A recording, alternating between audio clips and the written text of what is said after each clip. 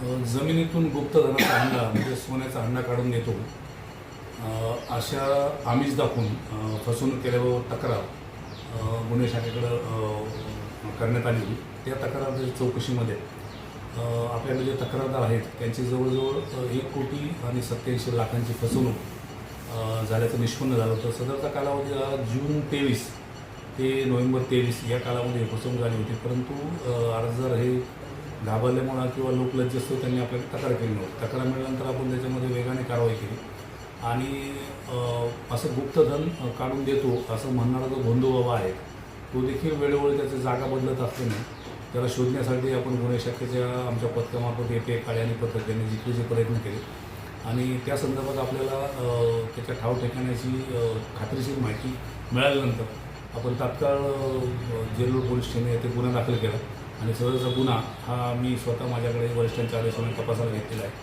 त्या गुन्ह्यामध्ये आपण हा जो बंधूबाबा आहे याला 9/10/2025 रोजी या गुन्ह्यामध्ये विजापूर आणि शाहीनगर विजापूर या ठिकाणून ताब्यात घेतलेला आहे।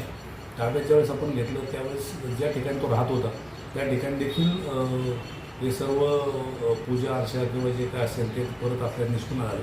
त्या ठिकाणी त्याला ताब्यात घेतानाच आपण तो पंचनामा करून त्या सर्व वस्तू ज्या लुटवणा करण्याच्या आपण ताब्यात घेतलेल्या आहेत आणि त्याला आपण ताब्यात घेऊन या गुन्ह्यामध्ये अटक करून आपण उद्यापर्यंत म्हणजेच सोमवारपर्यंत आपण पोलीस कस्टडी रिमांड घेतलेला आहे।